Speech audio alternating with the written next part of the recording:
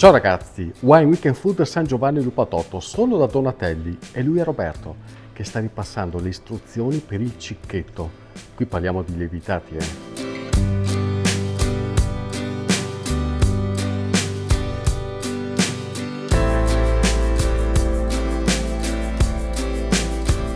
Qui a 30 Unci trovate il nostro cicchetto, il nostro lievitato con il bacon croccante, la crema d'uovo, il grana padano, un filo di olio e un po' di pepe.